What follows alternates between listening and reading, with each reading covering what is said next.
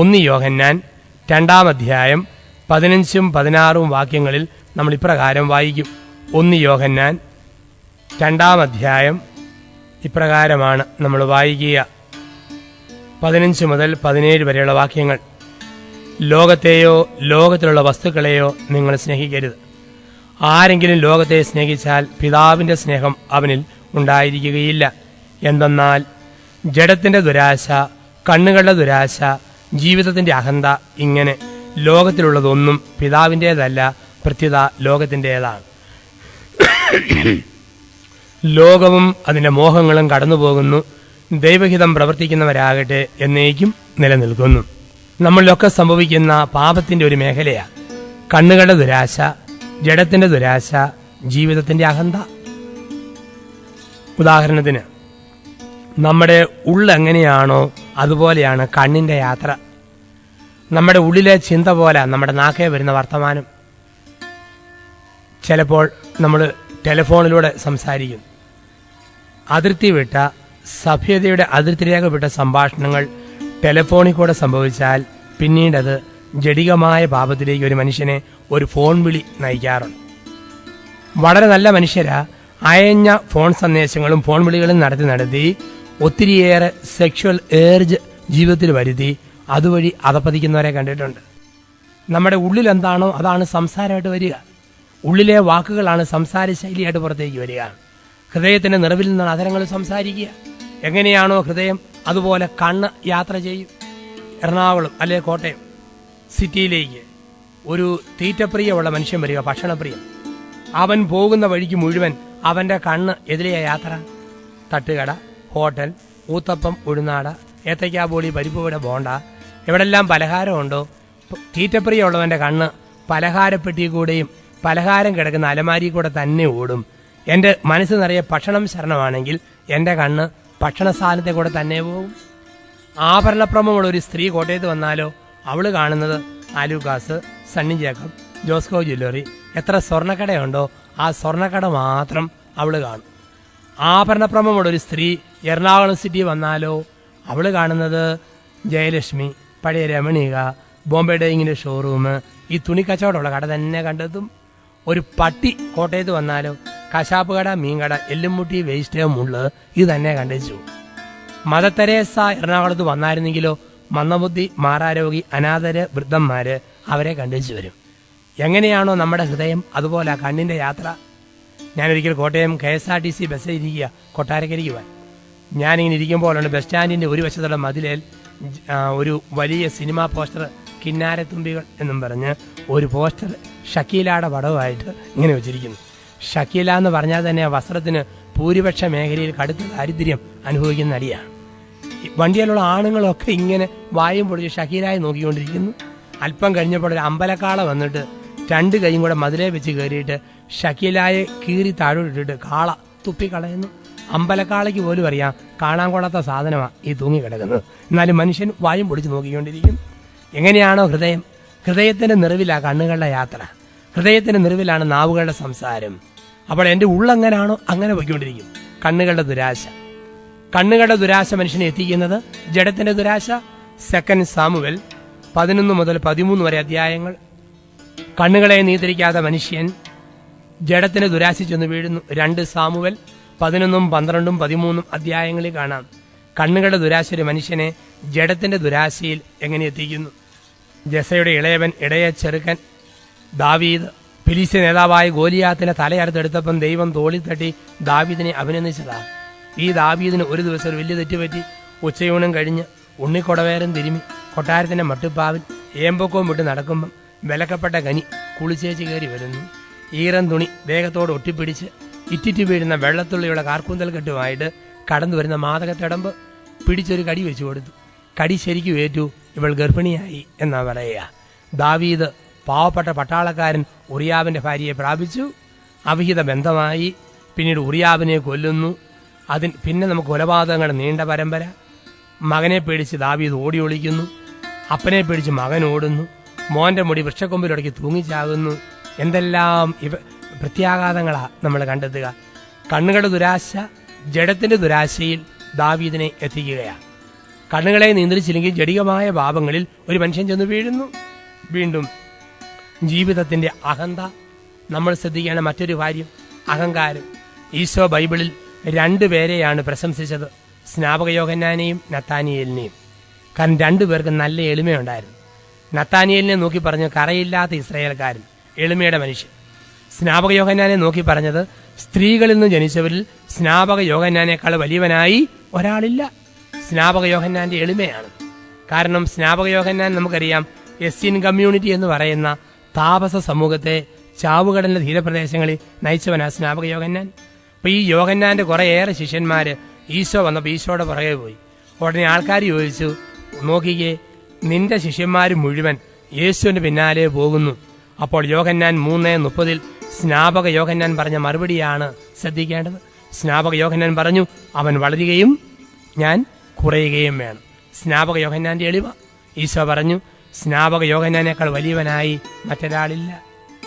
വേണമെങ്കിൽ ആൾക്കാർക്ക് ചോദിക്കാം, നീ ക്രിസ്തു തന്നെയാണോ? ചോദിച്ചില്ലേ? സ്നാപക യോഹന്നാൻ തൽക്കാലം വേണേ പറയാമല്ലോ. ഞാൻ എന്നാ പറയാനാ? നിങ്ങൾ തന്നെ പറ. എന്റെ പ്രസംഗമൊക്കെ കേട്ടേച്ച് നിങ്ങൾ തന്നെ വിധിച്ചാൽ മതി. ഇതാണ് ഉരുണ്ടുകളി. ഈ ഉരുണ്ടുകളി സ്നാപക യോഹന്നാനില്ല. എന്നോട് ചോദിക്കുക, അച്ഛനിങ്ങനെ ധ്യാനിപ്പിച്ച് ഓടി നടക്കുമല്ലേ? പാലാരൂപത മുറിഞ്ഞ് ഒരു പുതിയ പൂഞ്ഞാർ രൂപത ഉണ്ടാകുമ്പോൾ അതിൻ്റെ ആദ്യത്തെ ബിഷപ്പാകുമെന്ന് ആരാണ്ടൊക്കെ പറയുന്ന കേട്ടല്ലോ. ഞാൻ എന്നാ പറയും? എളിയവരെ ഉയർത്തുന്ന തമ്പുരാന്റെ കാര്യം ആർക്കാ പറയാൻ പറ്റുന്നു? നിങ്ങൾ പാല അരമനെ പറഞ്ഞാൽ മതി. എന്നോട് എന്നാ പറയാനാ? ഇതാണ് ഉരുണ്ടുകളി. ഈ ഉരുണ്ടുകളി സ്നാപക യോഹന്നാനില്ല. ഞാൻ ക്രിസ്തുവല്ല. ഇതാണ് സ്നാപക യോഹന്നാന്റെ തുറവി എന്ന് പറയുക. ഞാൻ ക്രിസ്തുവല്ല.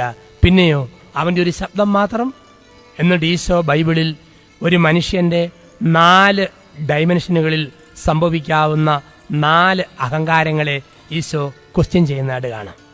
ഒരു മനുഷ്യന്റെ ജീവിതത്തിൽ, ഒരു പുരുഷായുസിൽ സംഭവിക്കാവുന്ന 4 അഹങ്കാരങ്ങളെയാണ് ഈശോ ചോദ്യം ചെയ്തത്, പരിഹസിച്ചത്. നമുക്കൊക്കെ സംഭവിക്കാവുന്ന 4 അഹങ്കാരങ്ങൾ. ഈശോ ആദ്യം പരിഹസിച്ചത് പാരമ്പര്യത്തിന്റെ അഹങ്കാരത്തെയാണ്. ബൈബിളിൽ പല പ്രാവശ്യം ഈശോ പരിഹസിക്കുന്ന ഒരു അഹങ്കാരമാ പാരമ്പര്യത്തിന്റെ അഹങ്കാരം. കുറേയേറെ പേര് യേശുവിന്റെ അടുക്ക വന്നിട്ട് പറയുക, ഞങ്ങൾക്ക് പൂർവ്വപിതാവായി അബ്രാഹം ഉണ്ട്. ഇന്നലെ പെയ്ത മഴയത്ത് ഇന്ന് കിളിർത്ത തകരകളല്ല ഞങ്ങൾ, നല്ല ഓൾഡ് ട്രഡീഷൻ ഞങ്ങൾക്കുണ്ട് എന്ന് കാണിക്കാൻ വേണ്ടിയാ. ഞങ്ങൾ അബ്രഹാമിന്റെ സന്താന പരമ്പരകളാ. അവരോർത്ത് ഈശോ പറയും, അയ്യോ ഇത്രയും പഴക്കമുള്ള തലമുറയാണോ, വണക്കം എന്നും പറഞ്ഞ് ഈശോ തല കുനിക്കുമെന്നാണ് കരുതിയത്. ഈശോ പറഞ്ഞ മറുപടി എന്താ? പാരമ്പര്യം പറഞ്ഞ് ഞെളിയരുത്. അബ്രഹാമിന് മക്കളെ കല്ലിൽ നിന്നും സൃഷ്ടിക്കാൻ സർവശക്തിന് കഴിയും. കല്ലിൽ നിന്നും അബ്രഹാമിന് മക്കളെ സൃഷ്ടിക്കാൻ സർവശക്തിന് കഴിയും.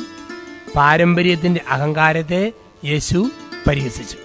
ഇന്നുമുണ്ടല്ലോ ഈ പാരമ്പര്യവാദികൾ. ചിലർ പറയും ഞങ്ങൾ കാഞ്ഞിരപ്പള്ളി കത്തോലിക്കരാണ്, ഞങ്ങൾ ചങ്ങനാശ്ശേരി കത്തോലിക്കരാണ്, എറണാകുളം കത്തോലിക്കരാണ്, തൃശ്ശൂർ കത്തോലിക്കരാണ്, പാലാ കത്തോലിക്കരാണ്. പുരാതന കത്തോലിക്ക കുടുംബത്തിൽ പെട്ടവരാണ് ഞങ്ങൾ പകലോമറ്റം തറവാടാണ്, ഞങ്ങൾ ശങ്കരപുരി തറവാടാണ്, രണ്ടും കൂടെ ഇടകലർന്ന ശങ്കരമറ്റം പുതിയ തറവാടാണ്.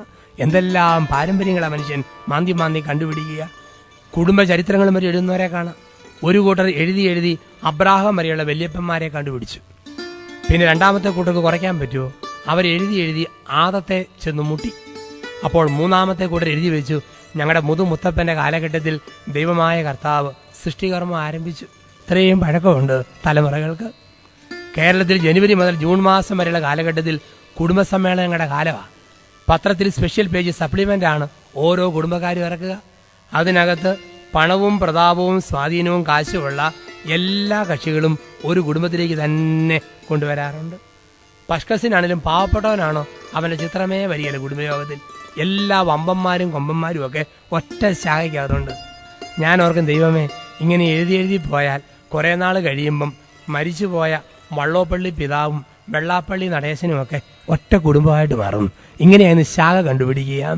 ഇങ്ങനെ പോകുന്ന പാരമ്പര്യത്തിന്റെ അഹന്ത ഒരുപാടുള്ള ഒരു സമൂഹത്തിലാണ് നമ്മളിന്ന് ജീവിക്കുക. പാരമ്പര്യത്തിന്റെ അഹങ്കാരം. ചില വീട്ടുപേര് പറഞ്ഞാൽ ഞെളിയുന്നത്. എൻ്റെ വീട്ടുപേര് പുത്തമ്പരിക്കലെന്ന. എന്നോട് പലരും ചോദിക്കും, പുത്തമ്പരിക്കൽ ഒരു PSC മെമ്പറുണ്ട്, അച്ഛൻ്റെ ആരെങ്കിലും ആണ്? അവർ പറയുമ്പോഴാണ് ഞാൻ ഇങ്ങനെ ആളുണ്ടെന്ന് തന്നെ ആദ്യം കേൾക്കുന്നത്. പുതിയ പെര പണിയുന്നവർക്കൊക്കെ പുത്തമ്പര, ഊരാളി, ആദിവാസി, മലമ്പണ്ടാരം, ഈഴവൻ, പരവൻ, ആരെല്ലാം പുതിയ വീട് പണിയോ പുത്തമ്പരയ്ക്കൽ. നമ്മൾ അധികം പാരമ്പര്യം ഒരിക്കലും തപ്പരുത്. ചിലപ്പം 2 3 അപ്പന്മാർ കഴിയുമ്പം പറയാൻ കൊള്ളാത്ത കണ്ട ആണ്ടനോ അടകോടനോ വംശാവലി കയറി വരും. പിന്നെ പറയേണ്ടി വരും അജ്ഞാതനായ അപ്പനിൽ നിന്നും വിവിധ ശാഖകൾ ഉറവിട്ടു എന്ന് പിന്നീട് പറയേണ്ടതായിട്ട് വരും. ഓരോ വീട്ടുപേരും ഇങ്ങനെയല്ലേ ആരംഭിച്ചിരിക്കുന്നത്. ഒരു മനുഷ്യന്റെ വീട്ടുപേര് സ്വർണ്ണക്കുന്നേലെന്നായിരുന്നു. സ്വർണ്ണക്കുന്നേൽ ഔസേപ്പ്. നാട്ടുകാരൊക്കെ വിളിച്ചു സ്വർണ്ണക്കുന്നേൽ ഔത, സ്വർണ്ണക്കുന്നേൽ ഔത. മലമുകളിൽ താമസം. 3 പെൺപിള്ളാരും മിടുക്കരായിരുന്നു. നേഴ്സിംഗ് പാസ്സായി ഗൾഫിൽ ജോലി കിട്ടി. അവർ വഴി സൈഡിൽ 1/2 ഏക്കർ സ്ഥലം മേടിച്ച് ഉഗ്രം വീടും പണിതു. പക്ഷെ ഗതികേടിന് വീട് പണിതത് ആനിക്കാവളെ ഉണ്ടാകുന്ന ഒരു ആനിമരത്തിന് ചുവട്ടിലായിരുന്നു. 2 ആഴ്ച കഴിഞ്ഞു ആൾക്കാർ വിളിച്ചു തുടങ്ങി ആനിമൂട്ടിലൗത, ആനിമൂട്ടിലൗത. സ്വർണ്ണക്കുന്നേലൗത 2-3 ആഴ്ച കൊണ്ട് ആനിമൂട്ടിലൗതയായിട്ട് അഡ്രസ്സ് മൊത്തം മാറി. ഇയാളോട് ഇത്രയും സ്റ്റാൻഡേർഡ് വീട്ടുപേരുള്ള എൻ്റെ പേര് ഈ അഴുക്ക് മരത്തിന്റെ പേരിൽ മാറിയാലോ? അദ്ദേഹം കോടാലി കൊണ്ടുവന്ന് മഴുവും കൊണ്ടുവന്ന് ആനി വെട്ടി ദൂരെ കളഞ്ഞു. ഈ വീട്ടുപേര് എനിക്ക് വേണ്ടേ വേണ്ട. 3-ാം ദിവസം ആൾക്കാർ വിളിച്ചു തുടങ്ങി കുറ്റിയാനിക്കലൗത, കുറ്റിയാനിക്കലൗത, കുറ്റിയാനിക്കലൗത. അവസാനം പിക്കാസും തൂമ്പായും കൊണ്ടുവന്ന് ഈ മനുഷ്യൻ കുറ്റി വേരോടെ പറിച്ച് ദൂരെ കളഞ്ഞു. ഇന്നത്തെ വീട്ടുപേര് കുറ്റിപ്പറിയാനിക്കലൗത. അതാണ് ഇന്നത്തെ വീട്ടുപേര്. അപ്പോൾ ഓരോ വീട്ടുപേര് ഇങ്ങനെ ആരംഭിച്ചതാണ്. അപ്പം വീട്ടുപേര് പറഞ്ഞ് ഒരിക്കലും നമ്മൾ ഞെളിയരുതെന്നാണ് പറയുക. പാരമ്പര്യം പറഞ്ഞ് നമ്മൾ ഞെളിയരുത്. ഈശോ പരിഹസിച്ച 1-ാമത്തെ അഹങ്കാരം പാരമ്പര്യത്തിന്റെ അഹന്ത. 2, ഈശോ പരിഹസിച്ച 2-ാമത്തെ അഹന്ത ഇന്റലക്ച്വൽ പ്രൈഡാണ്.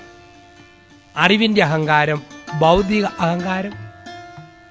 ഒത്തിരി അറിവുണ്ടെന്ന് നടിച്ചവൻ അറിവിന്റെ അഹങ്കാരത്തെ ഈശോ പരിഹസിക്കുകയാണ്.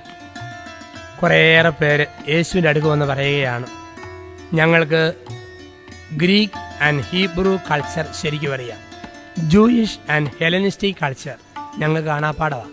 യഹൂദ പാരമ്പര്യങ്ങളും ഗ്രീക്ക് പാരമ്പര്യങ്ങളും ഞങ്ങൾക്കറിയാം, അറിവുണ്ടെന്നാണ് കാണിക്കുന്നത്. ഈശോ ഉടനെ പറഞ്ഞത് എന്താ?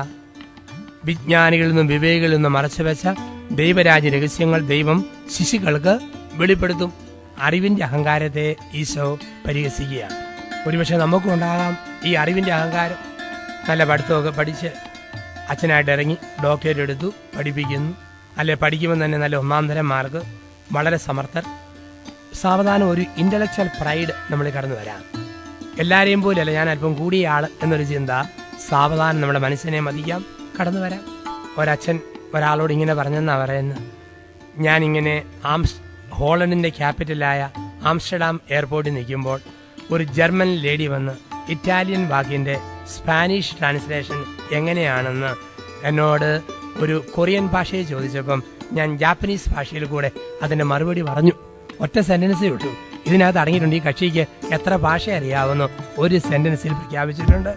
ഇതാണ് അഹന്ത എന്ന് പറയുക. അഹന്ത. പലപ്പോഴും ചില മനുഷ്യരെ കാണാമല്ലോ, ABCD M വരെ അറിയത്തുള്ളൂ, എന്നാലും മുറി ഇംഗ്ലീഷാണ് പറഞ്ഞുകൊണ്ടിരിക്കുക, സ്റ്റാൻഡേർഡ് ഉണ്ടെന്ന് കാണിക്കാൻ വേണ്ടി. ഒരു ഗ്രാമത്തിലെ 4 ചേട്ടന്മാര് അമേരിക്കയിലുള്ള മക്കളെ നോക്കാൻ വേണ്ടി പോയി ന്യൂയോർക്കിലേക്ക്. 6 മാസം മക്കളെ നോക്കി ചേട്ടന്മാർ തിരിച്ച് സ്വന്തം ഗ്രാമത്തിലെത്തി. ഗ്രാമത്തിലെ ചായക്കടയിൽ ചെന്ന് 4 പേരും കൂടെ ചൂടുവടയും കടുങ്കാപ്പിയും കുടിക്കുകയും കഴിക്കുകയും ചെയ്യുക. അപ്പോൾ ഒത്തിരി പേര് ഇവരെ നോക്കുന്നുണ്ട്. ഇവർ ബട്ടൺസൊക്കെ വിടർത്തി മാല പുറത്ത് കാണിച്ച് കയ്യിൽ വള പോലെ തുടരിട്ടിട്ടുണ്ട്. അതിങ്ങനെ കുലുക്കി ഇടയ്ക്കിടയ്ക്ക് ചായ കുടിക്കുന്നു, വട കടിക്കുന്നു. അപ്പോൾ എല്ലാവരും കേട്ടോട് നിൽക്കുകയല്ലേ, ശ്രദ്ധ കിട്ടണം. ഉടനെ ഇവർ തമ്മിൽ ഇംഗ്ലീഷ് പറയാൻ തുടങ്ങി, മുറി ഇംഗ്ലീഷ്. ഒരു ചേട്ടൻ ചോദിച്ചു, ഹ്യൂമൻ ബോഡിയിൽ എത്ര ബോൺസ് ഉണ്ടെന്ന് കൃത്യമായിട്ട് പറയാമോ? പണ്ട് എല്ലെന്നും ശരീരമെന്നും പറഞ്ഞ മനുഷ്യരാ. ഹ്യൂമൻ ബോഡിയിൽ എത്ര ബോൺസ് ഉണ്ടെന്ന് പറയാമോ? അപ്പോൾ 1-ാമത്തെ ചേട്ടൻ പറഞ്ഞു, ഒരു 100-500 ബോൺസ് ഏതായാലും ഉണ്ട്. ഇല്ലെങ്കിൽ ബോഡി ഇങ്ങനെ സ്ട്രൈറ്റ് ആയിട്ട് പൊങ്ങി നിൽക്കുകയല്ലോ. 500 ബോൺസ് എത്ര പറഞ്ഞാലും ഉണ്ട്. 2-ാമത്തെ ആൾ പറഞ്ഞു, 5 ബോൺസ് മതി, കാലേ 2 കൈക്ക് 2 നടുക്കൊന്ന്, എന്നാലും പൊങ്ങി നിൽക്കാൻ പറ്റും. അപ്പോൾ 3-ാമത്തെ ചേട്ടൻ പറഞ്ഞു, കൊച്ചുകുട്ടി വീട്ടിൽ വായിക്കുന്ന കേട്ട് ബയോളജിയിൽ 210 ബോൺസാ ദേഹത്തുള്ളതെന്ന്. അപ്പം 4-ാമത്തെ ആൾ പറയുക, നോളജ് ഇല്ലാത്തവർ ആർഗ്യൂ ചെയ്ത് ടൈം വേസ്റ്റ് ആക്കരുത്. ഷാർപ്പ് നോളജ് എന്നോട് ചോദിച്ചു, ഞാൻ തന്നെ പ്രോപ്പർ ആൻസർ തരാതെ. അപ്പം എല്ലാവരും ഉറ്റുനോക്കി. അപ്പം ഈ മനുഷ്യൻ പറയുകയാണ്, ഹ്യൂമൻ ബോഡിയിൽ ഷാർപ്പ് 1951 ബോൺസ് ഉണ്ട്. അപ്പം എല്ലാവരും ചോദിച്ചു, ഇങ്ങനെ കൃത്യമായിട്ട് ഇങ്ങനെ എങ്ങനെയാണ് അറിഞ്ഞ്? ഈയിടെ എൻ്റെ വല്യമ്മ മരിച്ചു. വല്യമ്മയെ കൊണ്ടുവന്ന് അടക്കി കഴിഞ്ഞ് എല്ലാവരും പിരിഞ്ഞപ്പോഴും ഞാൻ കുറേ സമയം കൂടെ കണ്ണടച്ച് ഇങ്ങനെ പ്രാർത്ഥിച്ചുകൊണ്ട് നിന്നു. അങ്ങനെ കണ്ണടച്ച് പ്രാർത്ഥിച്ച് എല്ലാവരും പോയി കഴിഞ്ഞ് ഞാൻ കണ്ണ് തുറന്നു നോക്കി. അപ്പോൾ എൻ്റെ വല്യമ്മയെ അടക്കിയിരിക്കുന്ന കല്ലറയുടെ തൊട്ടപ്പുറത്തൊരു കല്ലറ, അതിൻ്റെ മുകളിൽ ഞാൻ കൃത്യമായിട്ട് വായിച്ചതാ, ബോൺ ഇൻ 1951. അപ്പോൾ ഇത്രയും എല്ലുകളുണ്ട്. അപ്പോൾ മനുഷ്യൻ ഈ മുറിവൈദ്യന് ആളെ കൊല്ലുന്ന ഒരു ലോകത്താ നമ്മളിന്ന് ജീവിക്കുകയാണ്. അറിവിന്റെ അഹന്ത യേശു പരിഹസിച്ച രണ്ടാമത്തെ അഹങ്കാരമാണ് അറിവിന്റെ അഹങ്കാരം. ഈശോ മൂന്നാമത് പരിഹസിച്ച മനുഷ്യന്റെ മൂന്നാമതൊരു അഹന്തയുണ്ട്. ഇപ്പോൾ ഒന്ന് പാരമ്പര്യത്തിന്റെ അഹന്ത, രണ്ട് അറിവിന്റെ അഹന്ത. ഈശോ പരിഹസിച്ച മൂന്നാമത്തെ അഹങ്കാരമാണ് ഭക്തിയുടെ അഹങ്കാരം. ഭക്തിയുടെ അഹങ്കാരം. ശിഷ്യന്മാർ കുറച്ച് അത്ഭുതമൊക്കെ കാണിച്ചു. എന്നിട്ട് വന്ന് പറയുക, നിന്റെ നാമത്തിൽ ഞങ്ങൾ രോഗികളെ സുഖമാക്കി, പിശാചുകളെ ബഹിഷ്കരിച്ചു, നിന്റെ നാമത്തിൽ ഞങ്ങൾ ചില അത്ഭുതങ്ങളൊക്കെ ചെയ്തു എന്ന് പറഞ്ഞ് ഈ ശിഷ്യന്മാർ അല്പം ഒന്ന് ഞെളിഞ്ഞു. ഉടനെ ഈശോ പറഞ്ഞ മറുപടിയുണ്ട്, എൻ്റെ നാമത്തിൽ പിശാചുകളെ ബഹിഷ്കരിച്ചു എന്ന് പറയുന്ന നിങ്ങളെയൊക്കെ ഞാൻ അറിയുകയില്ല എന്ന് പറയേണ്ടി വരും. നിങ്ങളെ ഒന്നും ഞാൻ അറിയുകയില്ല എന്ന് പറയേണ്ടി വരും. ഒരിക്കലും എൻ്റെ സഭയെ ഓർത്ത്, എൻ്റെ ദൈവവിളിയെ ഓർത്ത്, സാമർത്ഥ്യത്തെ ഓർത്ത് ഒരിക്കലും അഹങ്കരിക്കരുത്. എന്നും കുർബാന കാണുന്ന, ദൈവത്തോട് ചേർന്നിരിക്കുന്ന, കൂദാശകളിലൂടെ കടന്നു പോകുന്ന ഒരു വ്യക്തിത്വമാണ് എൻ്റേതെന്നോർത്ത് ചിലപ്പോൾ ഒരു സ്പിരിച്വൽ പ്രൈഡ് നമ്മളിൽ മുള പൊട്ടി ഉയർന്നു വരാം. അറിയാതെ നമ്മളെ വീഴിക്കുന്ന ഒരു ആധ്യാത്മിക അഹന്ത ചിലപ്പോൾ നമുക്കുണ്ടാകാം. കമ്പയർ ചെയ്യും. ഞാൻ അല്പസമയം കൂടുതൽ പള്ളിയിലിരിക്കുന്നു, ഇവൻ അത്രയൊന്നും എത്തുന്നില്ല. ഞാൻ എല്ലാം കൊണ്ടും മാതൃക, ആളത്രയും ഒപ്പം വരുന്നില്ല. ഈ ഒരു കമ്പാരിസൺ സ്പിരിച്വൽ ലൈഫിലും വരാം. ഭക്തിയുടെ അഹങ്കാരം, ആ അഹന്തയും ഈശോ പരിഹസിച്ചു.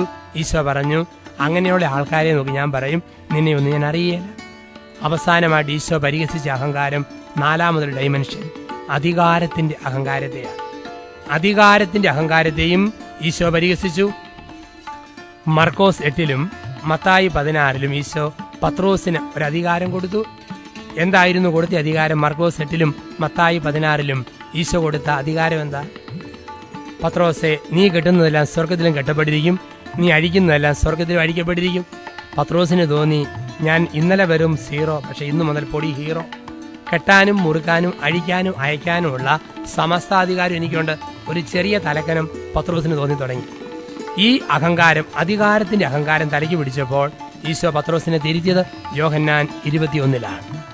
ഈശോ പറഞ്ഞു, പത്രോസെ, പ്രായമാകുമ്പോൾ നിന്റെ അര മറ്റൊരാൾ മുറുക്കുകയും നിനക്കിഷ്ടമില്ലാത്തടത്തേക്ക് നീ മറ്റുള്ളവരാൽ ആനയിക്കപ്പെടുകയും ചെയ്യും. പ്രായമാകുമ്പോൾ നിന്റെ അര മറ്റൊരാൾ മുറുക്കുകയും നിനക്കിഷ്ടമില്ലാത്തടത്തേക്ക് നീ ആനയിക്കപ്പെടുകയും ചെയ്യും. അധികാരമെന്ന് പറയുന്ന തോളെ കിടക്കുന്ന തോർത്തുപോലെ അതെപ്പോഴും താഴെ പോകാം. ഈ ഒരു ഒരുക്കത്തോടെ വേണം നമ്മുടെ ജീവിതത്തിൽ അധികാരത്തെ, പവറിനെ നമ്മൾ കാണാൻ. 970-കളിൽ ലോകപ്രസിദ്ധ ബോക്സിംഗ് ചാമ്പ്യൻ മുഹമ്മദ് അലി എല്ലാരെയും ഇടിച്ച് താഴെയിട്ടു, റിങ്ങിൽ കിടന്നുരുണ്ടു, നിന്നു തുള്ളി. ആരുണ്ട് എന്നെ ഇടിക്കാനെന്ന് ചോദിച്ച് വെല്ലുവിളിച്ച ആള് ഇന്ന് ചെക്കിലിപ്പെടുത്ത് പേന കൈ പിടിക്കുമ്പോൾ അറിയാതെ ഒപ്പ് വീണുപോകും. പണ്ടത്തെ ഇടിയുടെ ബാക്കി പാർക്കിൻസൺ രോഗമായിട്ട്. നിത്യകാല ഹീറോമാരോ ഹീറോയിന്മാരോ ഈ ലോകത്തില്ല. കഴിഞ്ഞ ഒളിമ്പിക്സിൽ 100 മീറ്ററിൽ റെക്കോർഡിട്ട ആള് ഇപ്രാവശ്യം പുതിയ റെക്കോർഡ് ഇടുമെന്നും പറഞ്ഞ് എണ്ണ തൂത്ത് മിനുക്കുന്ന ഫോട്ടോ ഒളിമ്പിക്സിന് മുമ്പ്. 1-ാം ദിവസത്തെ ഓട്ടം കഴിഞ്ഞപ്പോൾ ഉളുക്കി വായും പൊളിച്ച് ട്രാക്കിൽ കിടക്കുന്നു. ഒട്ടും ഓർക്കാത്ത ഒളിമ്പിക്സ് മെഡലും കൊണ്ടുപോകുന്നു. ഇന്ന് മൊയലിനെ തോപ്പിക്കുന്ന ആമയുടെ ലോകമാണ്. എല്ലാവരും പറയുന്നു ബ്രസീൽ ലോകകപ്പ് നേടുമെന്ന് പറയുന്നു. ചിലപ്പോൾ 1-ാം റൗണ്ടിൽ തന്നെ അവർ പുറത്തു പോയെന്നിരിക്കും. കാരണം നമുക്കൊരിക്കലും വിധിക്കാൻ പറ്റുമല്ല. ഒത്തിരി ശക്തിയുണ്ടെന്ന് കരുതുന്നവരാ പെട്ടെന്ന് നിഷ്ഫലവരായി തീരുക. അത് ലോകത്തിന്റെ ഗതിയാണ്. ഓർക്കാത്തവർ മെഡലും മേടിച്ചു കൊണ്ടുപോകുന്ന, ലോകകപ്പ് നേടുന്ന ഒരു കാലത്തിലാണ് നമ്മൾ ജീവിക്കുക. ഒരു അഹങ്കാരം, അധികാരത്തിന്റെ അഹങ്കാരം ഒരിക്കലും മനുഷ്യനെ മതിക്കരുത്. ഒരു ഫയൽമാൻ ഒരു ഗ്രാമത്തിലുണ്ട്. സൈക്കിളിൽ വന്നിറങ്ങിയ ഫയൽമാൻ ഒരു വിസിൽ നീട്ടി ഊതി കഴിഞ്ഞപ്പം 500 പേര് ഫയൽമാനെ കാണാൻ വേണ്ടി ചുറ്റും വന്നു നിന്നു. ഫയൽമാൻ ഒരു ചെറുനാരങ്ങ എടുത്തു. നാരങ്ങ മുറിച്ചു ഒരു മുറി ദൂരത്തേക്ക് ഒറ്റയാണ്. മറ്റേ മുറി കൈ പിടിച്ച് ഒരു പ്രത്യേക ആംഗിളിൽ നിന്ന് ഒരു ഞെക്ക്, ഒരു മുക്ക്, ഒരമക്ക്, ചൊന, കറ, നീര്, പശ എല്ലാം പുറത്തേക്ക് ചാടി വന്നു. നാരങ്ങാ തൊലി ഒരു മഞ്ഞപ്പേപ്പർ പോലെ ഇങ്ങനെ പൊങ്ങി നിന്നു. എല്ലാവരും ആദരവോടെ ഫയൽമാനെ ഉറ്റുനോക്കി. അപ്പോൾ ഫയൽമാൻ പറഞ്ഞു, ഞാൻ തിരുമി ഉണക്കിയ നാരങ്ങാടി ഉണക്കത്തൊലിയിൽ നിന്നും ഒരു തുള്ളി നീര് ഇവിടെ കൂടിയിരിക്കുന്ന നിങ്ങൾ ആർക്കെങ്കിലും ഇതേ നിനിയെടുക്കാമെങ്കിൽ 501 രൂപ ക്യാഷ് അവാർഡ് തരാം. എല്ലാവരും വായ് പൊത്തി ഓച്ചാനിച്ച് മാറി നിന്നു. ഫയൽമാൻ തിരുമി ഉണക്കിയ തൊലിയെന്ന് എങ്ങനെ നീരെടുക്കാൻ? അപ്പോൾ മെല്ലിച്ചു മെലിഞ്ഞ ഒരു മുസൽമാൻ കീറിയ മുണ്ട് കൊടുത്ത് വാഴക്കറ പിടിച്ചൊരു തോർത്തും തോളയിലിട്ട് മുമ്പോട്ട് വന്നിട്ട് പറഞ്ഞു, ഇങ്ങോട്ട് താ, ഞമ്മൾ ഒന്ന് നോക്കട്ടെ. അപ്പം ഞമ്മടെ കയ്യിലേക്ക് ഈ നാരങ്ങയുടെ ഉണക്കത്തൊലി വെച്ച് കൊടുത്തു. അവൻ കുഷ്ഠന്മാർക്ക് പോലെ ചുരുണ്ട് നിന്ന് ഒരമക്ക്, ഒരു മുക്ക്, ഒരു കറക്കും, ഒരു നാരങ്ങാ വെള്ളത്തിലുള്ള നീരും കൂടെ ഫയൽമാൻ ഉണക്കിയ തൊലിയെന്ന് ഈ മെലിഞ്ഞ മുസൽമാൻ അങ്ങ് എടുത്തു കൊടുത്തു. ഫയൽമാൻ 501 രൂപ കൊടുത്തു. ആദരവോടെ അത്ഭുതത്തോടെ നോക്കിയിട്ട് ചോദിച്ചു, ഫയൽമാനായ ഞാൻ തിരുമി ഉണക്കിയ തൊലിയിൽ നിന്നും ഈ നീരെടുക്കാൻ വളർന്ന നീ ആരാ? അവൻ പറഞ്ഞു, നമ്മളിവിടെ മുറുക്കാങ്കട നടത്തുന്ന ആളാ. ഒരു തൊലിയെന്ന് 1001 വെള്ളമെടുത്ത് അവന് പരിചയമുണ്ട്. പിന്നെയാണ് ഫയൽമാൻ ഉണക്കിയ തൊലിയെന്ന് അവന് നീരെടുക്കാൻ പാടും. ഏറ്റവും വലിയ വമ്പന്മാരെ മുട്ടുകുത്തിക്കുന്നത് നിസ്സാരപ്പെട്ട മനുഷ്യരാ. അപ്പോൾ നിസ്സാരപ്പെട്ടവരുടെ മുമ്പിലാ നമ്മൾ മുട്ടുകുത്തിപ്പോവുക. അപ്പോൾ അധികാരത്തിന്റെ അഹങ്കാരത്തെ ഈശോ തിരുത്തി. 4 അഹന്തകളും 4 സാധ്യതകളെയും ഈശോ പരിഹസിക്കുക. പാരമ്പര്യത്തിന്റെ, അറിവിന്റെ, ഭക്തിയുടെ, അധികാരത്തിന്റെ 4 അഹങ്കാരങ്ങളെ യേശു ശാസിക്കുന്നു. ഈശോ തിരുത്തുകയാണ്. എന്നിട്ട് ഒരു പുതുജീവിതത്തിലേക്ക് കർത്താവ് നമ്മളെ വിളിക്കുകയാണ്.